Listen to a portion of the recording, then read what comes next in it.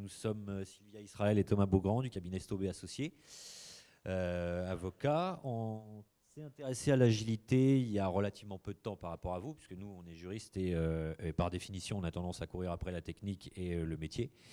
Et l'agilité en est un très bon exemple. Donc on s'est intéressé, enfin la première fois où je me suis intéressé à l'agilité, c'était il y a à peu près 4 ans. Pour avoir travaillé avec plusieurs prestataires agiles, des pure players de l'agilité d'ailleurs, c'est-à-dire qu'il ne s'agissait pas de proposer une méthode agile parmi d'autres méthodes en V, en cascade. Ce sont des gens qui sont arrivés sur le marché en se proclamant d'entrée de jeu spécialistes de l'agilité et ne voulant faire que de l'agilité, avec toute la dimension d'évangélisation qu'on connaît et sur laquelle on reviendra tout à l'heure. On a trouvé intéressant, nous, en tant que juristes, rédacteurs de contrats, et négociateurs, on a trouvé intéressant de discuter avec ces prestataires, justement pour comprendre leur champ lexical, comprendre les concepts, comprendre la méthode, les principes agiles, plus que la méthode d'ailleurs, parce qu'il y a plusieurs méthodes, comme vous le savez, et que chaque contrat a un peu sa méthode, au gré de ce qu'on met dans les annexes.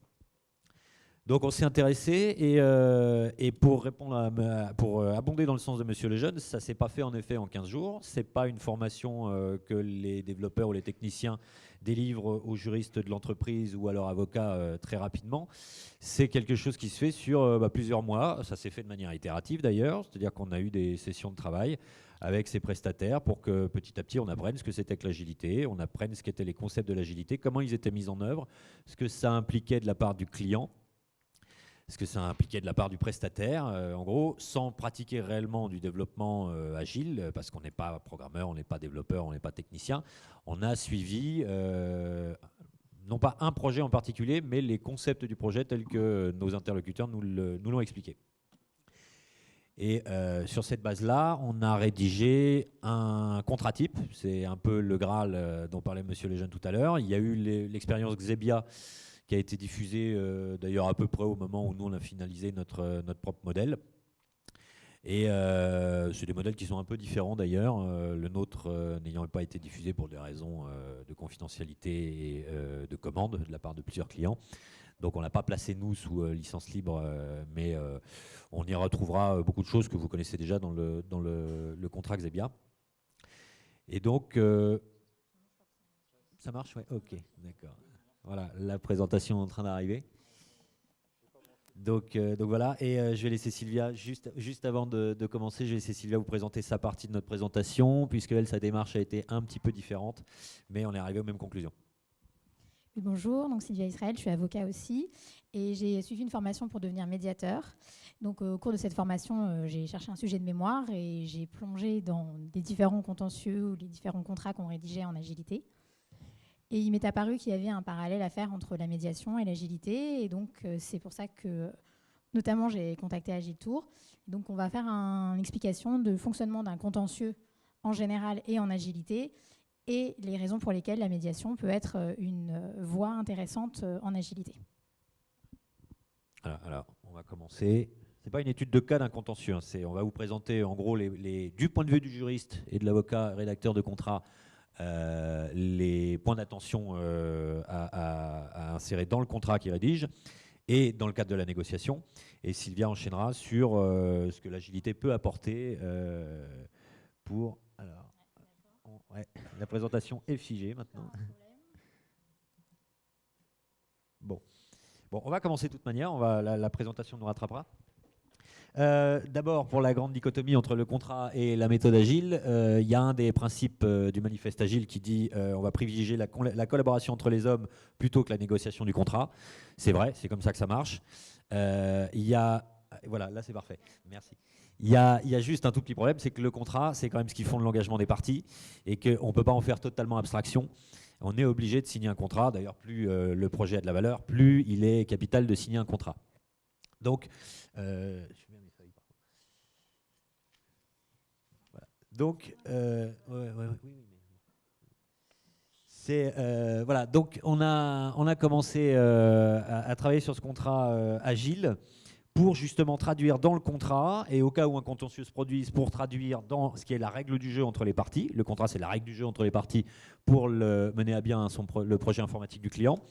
On s'est interrogé sur la façon de contractualiser de manière agile, là aussi, et donc de partir d'un modèle de contrat agile dans lequel on va insérer les principes qui sont issus du manifeste agile et des méthodes agiles.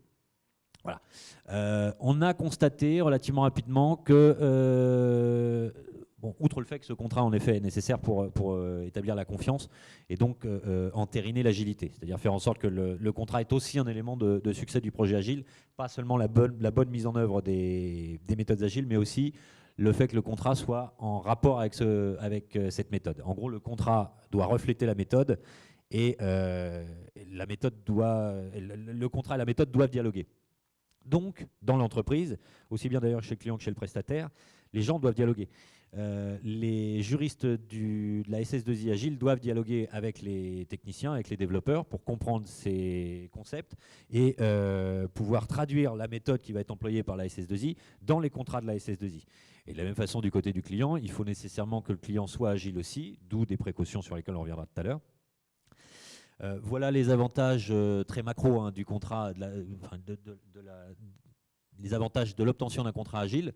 C'est d'abord pouvoir y insérer les nouveaux concepts, les concepts propres à l'agilité. Si on ne les met pas dans le contrat, c'est simple, il y aura un problème.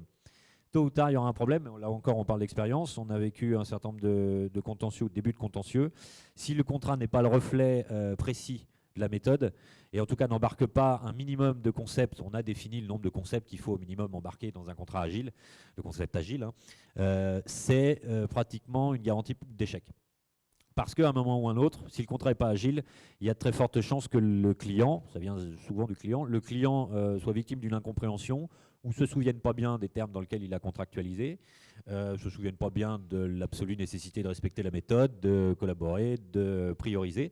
Il se peut très bien que le client, au bout d'un moment, revienne un petit peu sur ce qu'il a dit et sur ce qu'il n'a pas sanctifié par écrit dans le contrat et exige d'autres choses, exige des choses plus classiques, des résultats à date fixe, des volumes de fonctionnalités complets. C'est là où il va se créer un clash puisque, par définition, la méthode agile ne répond pas à ces exigences qui sont corrélées, elles, à des méthodes en V. Donc, le contrat, il est nécessaire.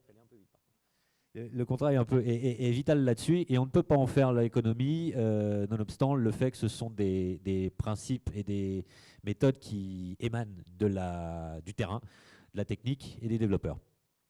Donc voilà, appréhender les nouveaux concepts, partager les notions contractuelles, puisque de la même façon que le coaching agile est indispensable, l'évangélisation, y compris du rédacteur du contrat en face, chez le client, est indispensable. Il faut que le juriste ou l'avocat du client comprenne de quoi on parle.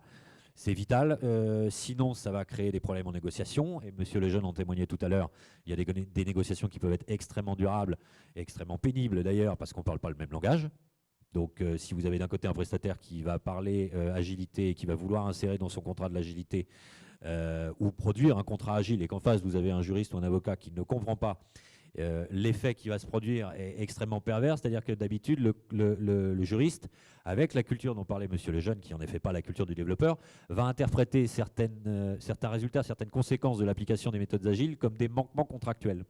Par exemple, ne pas avoir la livraison de toutes les fonctionnalités qu'on imagine à la date qu'on a convenue va apparaître au juriste, en méthode classique, comme un manquement contractuel. Il n'y a pas toutes les fonctionnalités, le périmètre n'est pas respecté. En plus, on avait une obligation de résultat de tout avoir à telle date. Bon, ben voilà, c'est un manquement du prestataire. Si le contrat n'est pas agile et ne permet pas au prestataire de dire non, la règle du jeu, c'est pas ça du tout. La règle du jeu, c'est on est en timeboxing, les dates sont fixes, mais le contenu va varier en fonction des priorisations et de la vie du projet. Si vous n'avez pas ça qui est dans le contrat, le prestataire ne pourra pas se défendre en disant non, la règle du jeu est différente. La notion d'obligation de résultat, je passe très vite là-dessus, mais on a vu tout à l'heure la notion d'obligation de résultat, comme la notion de forfait d'ailleurs, qui ne sont pas les mêmes choses, mais qui peuvent être compatibles avec de l'agilité. Il suffit de s'entendre sur le résultat. Quand on contractualise un projet agile qui va être mené au forfait et qu'on y insère de l'obligation de résultat, ce n'est pas incompatible. Il faut juste comprendre que l'obligation de résultat porte sur la valeur métier ou l'enveloppe de points de complexité dont on est convenu. Pas forcément du résultat en termes de fonctionnalité, puisque via le copilotage agile, le contenu en termes de fonctionnalité est censé convenir au product owner qui l'aura adapté au fur et à mesure. Par contre, il faut clairement faire comprendre à la direction générale, parce que c'est souvent une question de perception du projet dans les plus hautes sphères des protagonistes, il faut clairement faire comprendre à la direction générale que ce que la direction générale a acheté, c'est une enveloppe de valeur, une enveloppe de points de complexité qui va être menée, et on peut très bien avoir une obligation de résultat là-dessus. On s'engage sur les 1600 points de complexité dont parlait Monsieur Lejeune tout à l'heure, et on peut avoir une obligation de résultat là-dessus. La méthode, c'est le moyen d'y arriver. Le résultat, c'est les 1600 points de complexité ou les 1600 points de valeur métier couverts, indépendamment de ce qui est réellement ce qui est fonctionnellement dans le résultat. La nécessité de prévoir un contrat agile, c'est aussi d'entériner la méthode. C'est-à-dire que la méthode, si vous ne signez pas à un moment ou un autre pour définir cette règle du jeu, c'est ce que je disais à l'instant, vous avez de très fortes chances que l'un des deux, et généralement ce n'est pas le prestataire agile, puisque lui il est câblé et c'est son ADN, c'est le client qui est susceptible de s'en éloigner, de bonne ou de mauvaise foi d'ailleurs, parce qu'il peut très bien avoir un défaut de compréhension ou être pris par d'autres urgences. Ce qui fait que la méthode, le contrat agile est le moyen d'ériger la méthode comme un engagement contractuel de part et d'autre. Et puis, comme on érige la méthode comme un engagement contractuel de part et d'autre, les métriques spécifiquement agiles, la vélocité en particulier, et le rapport entre vélocité de référence et vélocité réelle, constatée, est très important. Il faut aussi l'ériger en élément contractuel. Ce n'est généralement pas des détails qu'on va aller mettre dans le contrat lui-même, mais qu'on va mettre dans les annexes, à l'instar d'ailleurs d'un contrat classique, où on va rarement mettre tous les niveaux de service dans le contrat directement, mais on les met dans les annexes techniques. Bon, voilà, c'est pareil, sauf que dans le plan d'assurance qualité ou le plan qualité projet ou comme on voudra l'appeler, il faut faire apparaître ces spécificités-là, la spécificité du fonctionnement de la méthode agile qui a été retenue et les métriques spécifiques qui vont s'appliquer pour éviter que le client revienne ultérieurement en disant on ne tient pas les délais avec les fonctionnalités. On tient les délais, c'est juste les fonctionnalités qui changent au gré des évolutions du backlog. Il y a encore des axes d'amélioration, puisque nous, le retour d'expérience qu'on a et dont on peut vous faire part aujourd'hui est celui de quelques contractualisations agiles sur les 3 dernières années et de quelques contentieux, mais finalement très peu, pour des raisons sur lesquelles on reviendra tout à l'heure. En vertu de cette expérience, on a encore des axes d'amélioration, on les constate en tout cas. Il faut d'abord essentiellement que les juristes continuent d'apprendre et de comprendre les méthodes agiles. Pour le moment, c'est très peu le cas, en tout cas sur ce qu'on constate généralement, aussi bien chez les confrères d'ailleurs que chez les juristes d'entreprise. Donc il y a un énorme effort d'évangélisation là-dessus pour éviter justement le grand risque de contresens et d'interprétation de méthodes agiles en manquement contractuel. Et puis il y a une évangélisation qui doit se faire en fait dans toute l'entreprise pour que les techniciens, le service juridique et la direction générale parlent d'une même voix et s'engagent dans les mêmes projets, en particulier, encore une fois, du côté du client. Et puis, il y a encore certainement des axes d'amélioration sur l'inventivité dont on doit faire preuve et dont les rédacteurs juridiques doivent faire preuve pour mettre en place des formules de paiement, des formules de pénalité, des formules de bonus-malus. Le bonus-malus étant consubstantiel de la philosophie agile, c'est pas dans les habitudes des rédacteurs contractuels classiques de prévoir des systèmes de bonus-malus. Généralement, il y a un prix qui est défini et puis on va grignoter sur ce prix-là s'il y a des manquements contractuels ou on va augmenter le prix s'il y a des commandes supplémentaires. On a des choses assez basiques, donc des systèmes de bonus-malus et un pilotage évolutif du coût du projet, c'est pas évident pour un rédacteur. Et là aussi, il y a du travail à faire, il y a une évangélisation à poursuivre auprès des juristes, qui ne vient, encore une fois, que du dialogue avec des gens du terrain, avec des développeurs, avec des techniciens, qui, eux, doivent être sensibilisés à la perception de leur langage, de leur concept, par des gens qui ne sont pas développeurs, qui ne sont pas agiles, qu'ils soient juristes ou clients. Voilà, c'est là où on avait mis en particulier l'enveloppe de valeur. C'est encore une fois, l'obligation de résultat et l'engagement au forfait sont possibles à partir du moment où dans les propositions commerciales et dans le contrat, on fait apparaître de manière très très explicite sur quoi on s'engage, en l'occurrence l'enveloppe de valeur.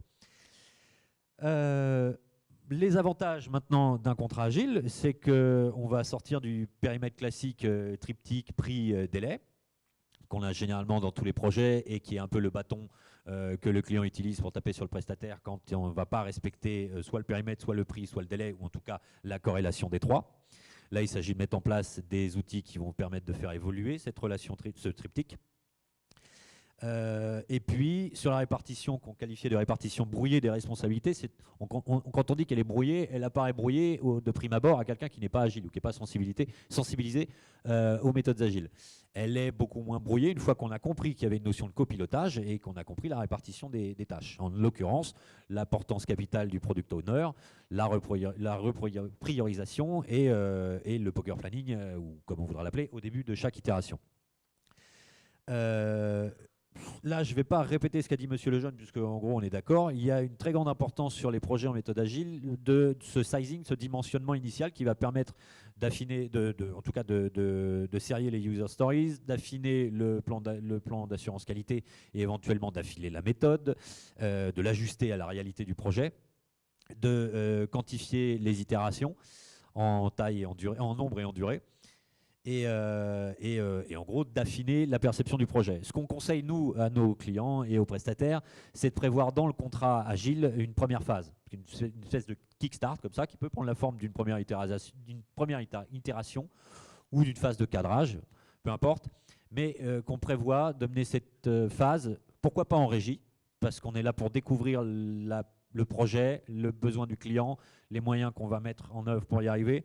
Donc pourquoi pas imaginer cette première phase en régie et imaginer une clause de sortie dans le contrat qui permet de dire si les prévisions du client initialement ne sont pas vérifiées ou si le travail d'instruction du projet dans cette phase d'analyse préalable ne vérifie pas les hypothèses qui étaient celles du client et qu'il n'est pas prêt à s'engager dans le projet dans les conditions que le prestataire lui expose à la fin de cette période de cadrage, il est souhaitable d'avoir une clause de sortie qui permettra d'éviter que client et prestataire s'engagent dans un projet qui va être tout de suite sous tension, parce qu'on aura soit accepté les desiderata du client et de s'engager dans des délais ou pour des coûts, une enveloppe budgétaire qui va être trop petite, soit accepter de raser gratis, entre guillemets, et finalement de ne pas s'y retrouver dans la valorisation du projet côté prestataire.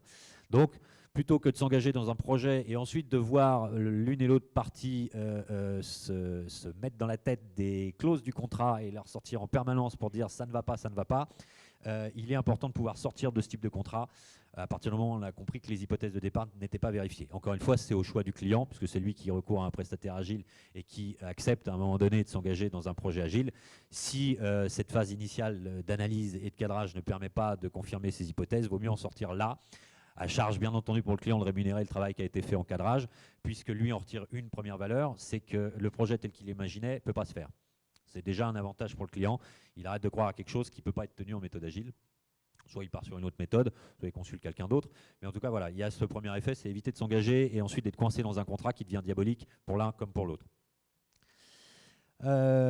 Bien entendu, on va retrouver des engagements qui vont monter en puissance. Alors, il y a deux choses dans le contrat agile, hein, très schématiquement. Il y a des concepts classiques qui vont monter en intensité. La collaboration du client, de même que le conseil du prestataire qui devient agile et qui doit s'approprier le projet du client, qui doit avoir une vision fonctionnelle globale du projet, en tout cas de la volonté du client, de l'idée que le client se fait de son projet, et donc l'importance capitale du document de vision. Et puis on a des nouveaux concepts à introduire, qui sont là des concepts purement agiles, qui sont le backlog, la vélocité, le product owner, le coaching agile. L'idée n'est pas d'ailleurs d'avalancher le contrat IT de définition agile, mais de n'introduire que celles qui sont pertinentes. Et au bout d'à peu près 6 à 8 mois de travail avec des prestataires agiles, on a, nous en tout cas chez Staub et Associés, on a réussi à définir un certain nombre de concepts qu'il faut introduire dans la clause de définition, renvoyant au PQP les autres, celles qui sont peut-être plus techniques ou plus liées vraiment à la mesure de succès, à la mesure de la réussite, plutôt que des concepts qui, je vous dis, comme le backlog, doivent impérativement figurer dans le contrat. On a un troisième élément qu'il faut prévoir là aussi de manière générique dans le contrat, c'est l'évolutivité des annexes. Monsieur Lejeune rappelait que les annexes vont évoluer, elles ne sont pas figées, c'est absolument pas un référentiel figé en début de projet et une phase de recette à la fin de projet qui est fatalement cataclysmique parce qu'on a subi les effets de la boîte noire et l'effet tunnel.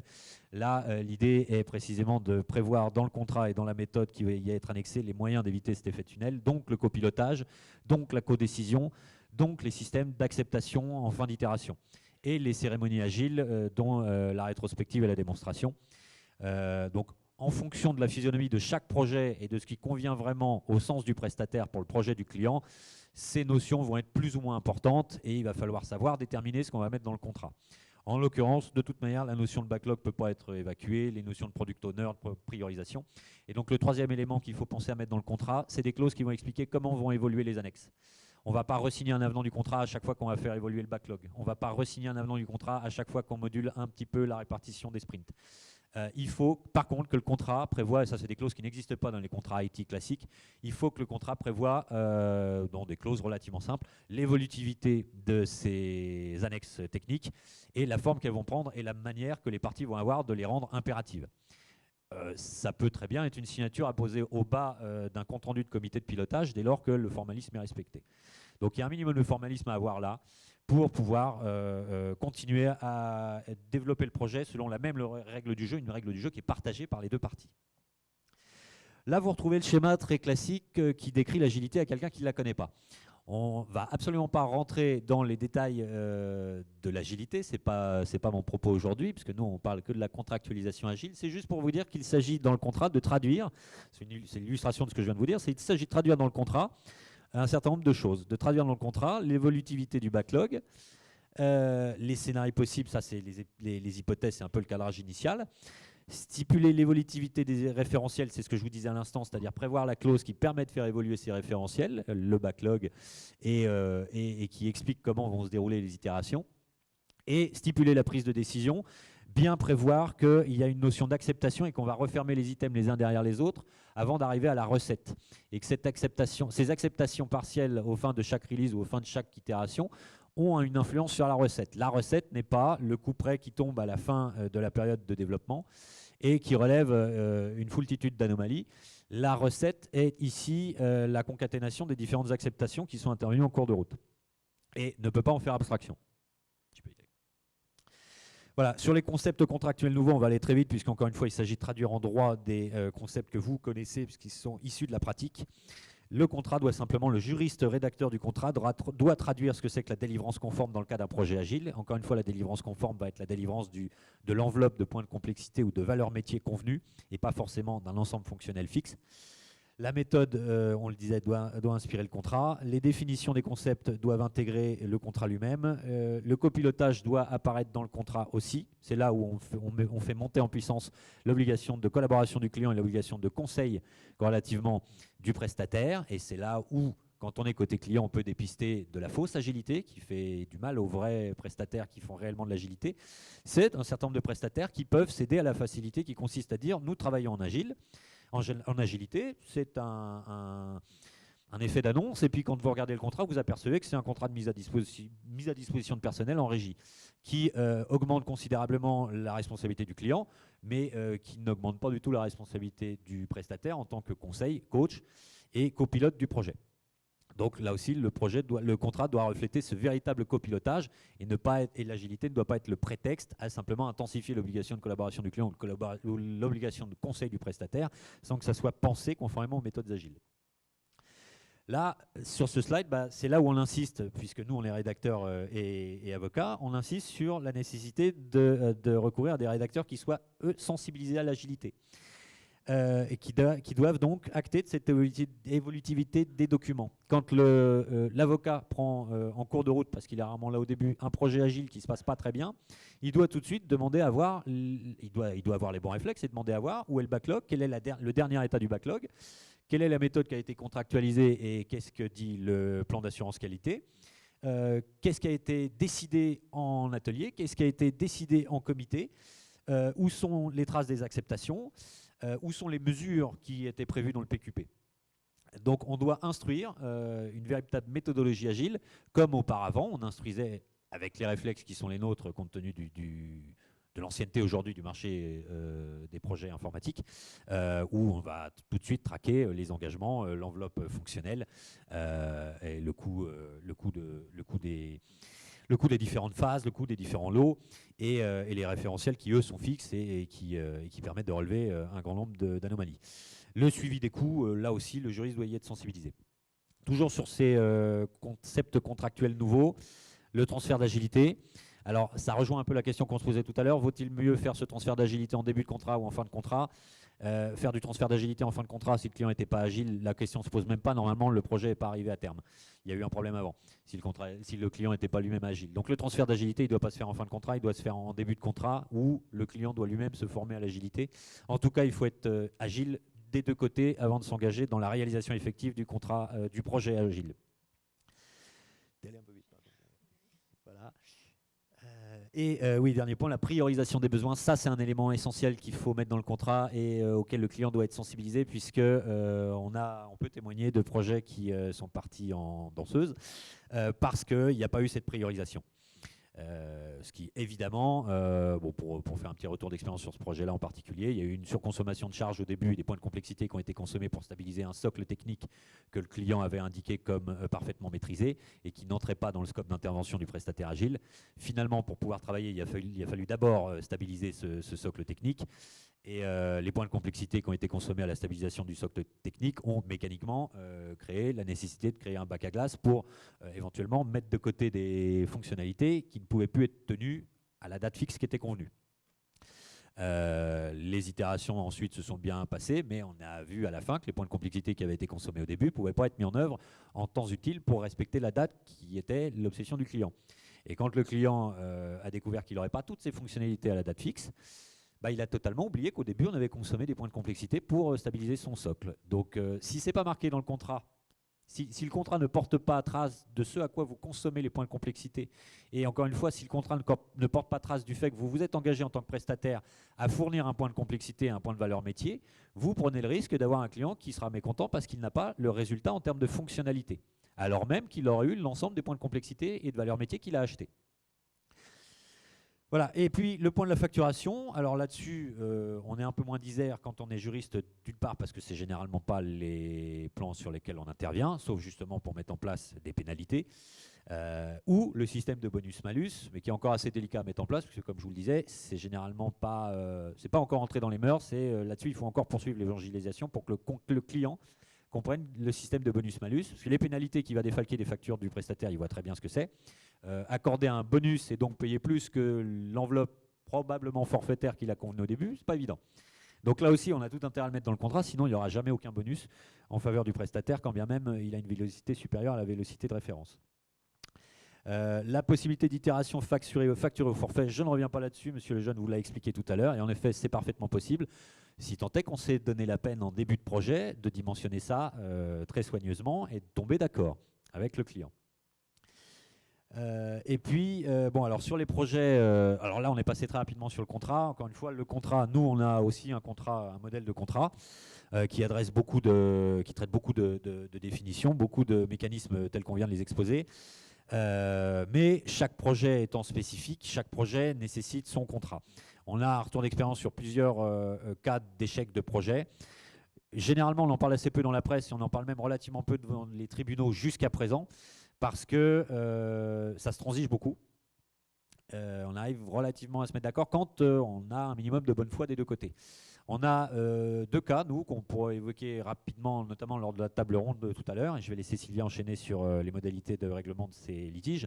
Mais on a deux cas. On a un cas d'un projet extrêmement coûteux, extrêmement complexe, qui a été mené en méthodes agiles, mais sans rentrer dans les détails, petit à petit, chacun des protagonistes a amené le projet avec son agilité, et non plus la méthode agile qui avait été convenue. Chacun ayant une compréhension du plan d'assurance qualité différente et chacun ayant ses propres process agiles en interne. Et on s'est retrouvé finalement à travailler en silo. Le projet a été un échec cuisant. Et heureusement, parce qu'il y avait de la bonne foi des deux côtés et des manquements des deux côtés, des incompréhensions des deux côtés, on a réussi à transiger. L'autre grand retour d'expérience qu'on peut avoir, c'est lorsque l'un des deux protagonistes cesse d'être agile en cours de route. Et en l'occurrence, c'est l'exemple que je citais juste avant, d'un client qui semble comprendre la méthode avec laquelle il s'embarque dans le projet, et puis qui en cours de route, quand il voit arriver la deadline, se dit moi je n'ai pas toutes mes fonctionnalités, moi je n'ai pas la revue d'anomalie que je voulais, moi je n'ai pas ceci, cela, alors que ça ne faisait pas partie ni des livrables qui étaient prévus dans le projet, ni des métriques du projet, ni même de la philosophie dans laquelle le client a accepté le projet. Donc ça, c'est le deuxième grand risque. Le premier risque, c'est on ne travaille pas selon la même agilité, alors même qu'on veut faire de l'agilité, on va dans le mur. Et le deuxième risque, on ne travaille plus en agilité, alors qu'on s'est mis d'accord pour travailler sur de l'agilité. Ce qui souligne au marqueur rouge 3 fois la nécessité d'avoir un contrat qui reflète réellement la méthode avec laquelle on s'engage. Voilà, on pourra reparler abondamment de tout ça pendant la table ronde, mais en tout cas, j'espère que ça vous confirme d'abord qu'il y a des juristes et des avocats qui sont sensibilisés au concept agile et qui savent aujourd'hui rédiger des contrats agiles en lien direct avec la méthode et les concepts qui vont être mis en œuvre, parce que les clients commencent à comprendre, les prestataires évidemment comprennent, il faut que les juristes comprennent, et les juges ensuite. Et ça va être notre travail. Donc, aidez-nous, signez des contrats agiles. On se chargera d'aller les expliquer aux juges si on va devant le juge. Et il y a peut-être d'autres moyens, comme va expliquer Sylvia. Je voudrais rebondir sur ce qui a été dit tout à l'heure à propos des juristes. Effectivement, les juristes, c'est une autre culture que ceux des développeurs. Mais c'est parce que quand vous jouez aux allumettes devant un pompier, il ne faut pas vous étonner que le pompier imagine et se souvienne qu'il a vu des immeubles flamber. Voilà, quand on n'a pas vu d'immeubles flamber, c'est un peu virtuel, on se dit il n'y a pas de risque. Et quand on a vu des immeubles flamber, on y pense.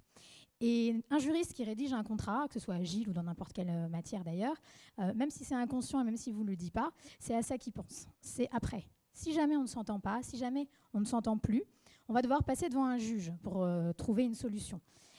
En tout cas, c'est ce qui se fait généralement. Et là, c'est un tout autre processus très exigeant. Donc, on est obligé d'avoir un instrument, le contrat, un instrument juridique, qui va à un moment donné acter la volonté des parties, parce que c'est cette volonté des parties qui ensuite va être sanctionnée par le juge. Donc, comment se passe un contentieux? Vous avez pu remarquer dans des contrats, dans tous les contrats que vous avez pu voir, qu'à la fin, il y a souvent une clause de compétence. On vous dit ce contrat est soumis à la loi française et il sera de la compétence exclusive des tribunaux de Paris, etc., etc. Tribunaux compétents de Paris. Donc ça veut dire qu'on est déjà dans une logique contentieuse de tribunaux judiciaires, donc on va aller devant un juge judiciaire étatique.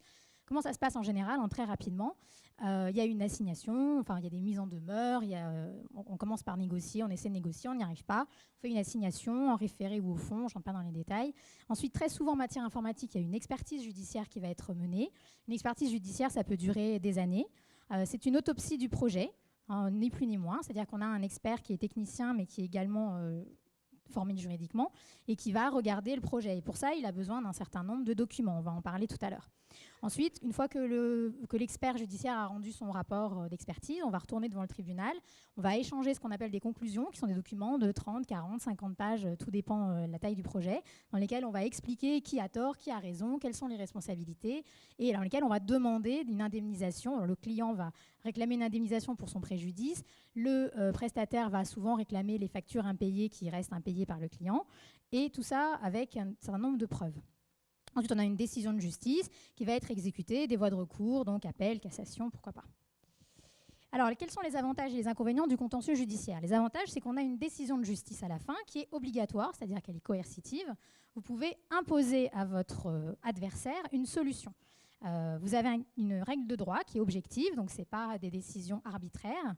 Et vous avez à la fin une indemnisation qui est censée être intégrale de votre préjudice ou des factures impayées, et du préjudice aussi du prestataire parfois. Donc cette indemnisation intégrale, c'est de l'argent. Très concrètement, c'est en somme d'argent. En revanche, il y a des inconvénients assez nombreux au contentieux judiciaire. Tout d'abord, la durée. Il faut quand même compter plusieurs années, surtout si on va en appel et en cassation. Il y a le contentieux actuel IBM Maïf, qui est assez célèbre, je ne sais pas si vous le connaissez, qui dure depuis des années, qui maintenant est en renvoi après cassation, si ma mémoire est bonne. Donc, on est dans du long cours. Ça a un coût d'avocats, très clairement. Ça a un coût de temps passé en interne par les équipes qui doivent reconstituer le projet, qui doivent trouver des pièces. Ça a des exigences de preuve considérables et à la fin, on est souvent déçu par le montant des frais de procédure, ce qu'on appelle l'article 700 du Code de procédure civile, qui est souvent très en dessous du coût réel du processus, de la procédure. Les fortes exigences de preuve, j'en parle pour l'agilité, ça c'est très important, c'est qu'un expert judiciaire ou un tribunal, ils s'attendent à avoir un certain nombre de documents, ce que nous on appelle des pièces. On a des comptes rendus de réunion, on a surtout le contrat initial, on a le cahier des charges, ça ils s'attendent vraiment à avoir un cahier des charges et ils vont comparer ce qui a été livré par le prestataire avec le cahier des charges. Ils s'attendent à avoir des responsabilités très étanches, c'est-à-dire qu'on sait quelle est la responsabilité du prestataire, qui est de conseil, de livraison conforme, et on a les responsabilités du client, qui est généralement la responsabilité de collaborer avec le prestataire. Et l'expert comme le tribunal s'attendent à avoir des échanges de mails, de la documentation, s'attendent à avoir des comptes rendus, les comptes rendus de comité de pilotage, d'avoir de la preuve des préjudices, la preuve, y compris les bulletins de salaire de tous les gens qui ont travaillé sur le projet. Donc c'est un projet, un contentieux informatique. C'est en soi un projet. Donc on a quelques autres possibilités que le tribunal judiciaire, que le contentieux judiciaire. La négociation directe et la transaction, donc ce que disait Thomas tout à l'heure, le fait que les dossiers se transigent. C'est vrai que la plupart des contentieux informatiques se transigent en raison des coûts à prévoir et également du fait, je ne l'ai pas précisé pour les inconvénients, du fait qu'une décision de justice est publique, donc elle va se retrouver sur Internet, commentée par des avocats, commentée dans diverses revues juridiques. Ça veut dire qu'il y a le nom du prestataire qui va apparaître sur une décision de justice, il faut le savoir. Donc souvent, on essaie de transiger, de trouver des solutions avant. Donc il y a la négociation directe entre les parties. Et puis il y a les modes alternatifs de règlement des litiges qui sont, que souvent on confond, donc je vais juste les expliquer très très rapidement. L'arbitrage, qui est le plus connu. L'arbitrage, c'est ni plus ni moins qu'un juge privé. Donc c'est un juge qui va être choisi par les parties, rémunéré par les parties, en toute légalité, hein, je tiens à le préciser, c'est légal l'arbitrage. Voilà. C'est souvent utilisé dans le commerce international, parce que pour des raisons de confidentialité, parce que les arbitres sont souvent des spécialistes de la matière, donc c'est assez pratique. Mais la décision de l'arbitre, elle est obligatoire. Une fois qu'elle a été rendue, elle peut être exécutée devant un tribunal en France, et d'ailleurs dans le monde d'ailleurs. La conciliation, c'est un mode de règlement des litiges où un conciliateur, souvent un juge, va essayer de trouver une solution avec les parties en les incitant à trouver un terrain d'entente. Voilà. Et la médiation, c'est à ça que je vais arriver, c'est une technique vraiment spécifique, c'est un mode alternatif de règlement des litiges qui se distingue de la conciliation parce que c'est vraiment un processus très particulier que je vais vous expliquer maintenant. Alors pourquoi la voie de la médiation? D'abord, je vais vous expliquer ce qu'est la médiation et ensuite je vais vous expliquer pourquoi elle s'adapte aux méthodes agiles par rapport au contentieux judiciaire. La médiation, c'est un processus structuré par lequel deux ou plusieurs parties tentent de parvenir à un accord en vue de la résolution amiable d'un conflit avec l'aide d'un tiers, le médiateur. J'insiste sur le fait que le médiateur est un tiers. C'est-à-dire que dans le cadre de l'agilité, le médiateur, ça ne pourra jamais être le coach agile du projet. Le médiateur, c'est un tiers qui est neutre, qui est impartial. C'est organisé par le Code de procédure civile pour ce qui est de la médiation judiciaire et de la médiation conventionnelle, c'est-à-dire en dehors du tribunal. De toute façon, le médiateur est forcément un tiers. Ce qui est très important à comprendre en médiation, c'est qu'on va travailler non pas sur le litige, mais sur le conflit. La différence entre les deux, j'ai essayé de vous la présenter sous forme de schéma. Le litige, c'est ce qu'on va apporter à un juge. C'est-à-dire, on va lui dire, voilà, moi j'ai un préjudice considérable, c'est la faute de mon prestataire, quelles sont les responsabilités? Et donc, on va discuter en droit sur différentes positions. En revanche, en médiation, on va travailler sur le conflit réel qui est sous-jacent. C'est-à-dire, pourquoi vraiment ce projet échoue? Pourquoi est-ce qu'il a déjà échoué? Quelles sont les difficultés humaines qu'il y a entre les parties? Quelles sont les raisons de rejet des équipes, finalement on n'a plus besoin de ce produit? Toutes ces questions-là, vous ne pouvez pas les présenter à un juge parce que ce sont des manquements contractuels, mais vous pouvez en médiation, dans un cadre qui est confidentiel et qui est beaucoup plus... Enfin, on va l'expliquer après comment ça va marcher, mais en tout cas, c'est quelque chose on travaille sur les conflits et non pas sur les litiges, parce que le but, c'est de trouver un accord avec lequel les deux parties seront d'accord et qui soit durable. Parce que si vous avez une décision de justice dans laquelle vous avez perdu ou dans laquelle vous avez gagné, eh bien ça ne vous met pas à l'abri d'un deuxième round plus tard si le projet, en réalité, vous retrouvez cette personne ailleurs dans le cadre de vos activités, eh bien il va vouloir se venger. Et ça, on sait très bien que quand on a une décision de justice, il y a le risque qu'ensuite, il y ait plusieurs rounds qui se suivent. Alors que le but de la médiation, c'est d'arrêter réellement le conflit en trouvant une solution amiable. Alors pourquoi est-ce qu'en agilité, c'est compliqué de faire un contentieux judiciaire? Je vais vous l'expliquer. C'est que d'abord, la première des raisons, c'est que les juges actuellement, les experts, les avocats sont peu familiarisés avec l'agilité. L'agilité s'est développée en réaction aux projets classiques en V ou en cascade, mais ce sont les projets en V et en cascade qui ont servi de modèle pour fonder la jurisprudence actuelle en matière informatique. Et donc le juge va s'attendre aux preuves qu'on peut avoir dans un projet en V. Donc il va vouloir, ce que je vous ai dit tout à l'heure, les différents éléments. Ensuite, il va être très attaché à trouver les obligations respectives des parties. Il va avoir beaucoup de mal à comprendre qu'on puisse travailler ensemble sur un projet. Pour lui, chacun a son rôle, c'est très étanche. Chacun fait sa partition et à la fin, ça doit donner une symphonie normalement. Il y a un problème aussi de responsabilité. Fondamentalement, le juge est dans une logique où le prestataire est responsable de livrer le produit et de conseiller son client, et le client est responsable de la collaboration, c'est-à-dire de collaborer avec le prestataire. Mais si à un moment donné, il y a un problème, chacun va rentrer dans ses retranchements et dire « Ah non, moi j'ai fait ce que j'avais à faire et l'autre ne l'a pas fait ». Ça, c'est quelque chose de très logique dans un projet en V. Ce sera beaucoup moins logique dans un projet en agilité. Ensuite, il y a le problème de l'absence de documentation. Et ça va être un inconvénient majeur, surtout en expertise, parce qu'on va arriver en expertise en disant on a travaillé autour d'une table, sur un paperboard, on a fait des développements ensemble autour de l'ordinateur. Là, l'expert, il ne peut pas comprendre ça. Enfin, il peut le comprendre, mais il ne peut pas faire de rapport d'expertise en l'état actuel du droit sur la base de ça. Et puis le dernier inconvénient, c'est la publicité des débats, parce que l'agilité est une méthode qui est encore... non pas débutante, mais qui est peu connue du très grand public, en tout cas. Et donc, une décision de justice négative, ça peut avoir des conséquences aussi pour des clients, pour savoir s'ils vont prendre ou pas le chemin de l'agilité. Alors, pourquoi aussi on a cette proximité entre le contentieux judiciaire et le projet en V? C'est parce qu'ils correspondent en fait à la même famille. Ils ont exactement les mêmes paradigmes. Ils ont un but objectif. Le contentieux judiciaire, c'est trouver une vérité objective en droit. Dans le projet en V, c'est d'atteindre les demandes du cahier des charges. Ce n'est pas de faire plaisir aux clients, c'est d'atteindre le cahier des charges. Vous avez un référentiel figé qui est le droit, vous avez un cadre figé, l'étanchéité des rôles, vous avez les parties, les adversaires, tout est écrit dans le contentieux judiciaire, à part la plaidoirie, mais très honnêtement, la plaidoirie, c'est vraiment la fin. Il y a un effet navette, on s'envoie des conclusions, et ensuite on a un effet tunnel parce qu'on a la décision qu'à la fin de tout le processus. Donc c'est quelque chose de très proche. En revanche, en médiation, c'est totalement comme l'agilité. Le rôle central, c'est la relation humaine. Le but de la médiation, c'est de retrouver la confiance entre les parties. Donc, c'est la relation humaine qui est centrale. Le but est subjectif. C'est vraiment d'atteindre la satisfaction des parties et non pas d'atteindre un objectif strict. Vous avez le rôle central, c'est l'oral. Ce sont des réunions. Tout est simultané, tout est coopératif. On est autour de la table, on discute ensemble.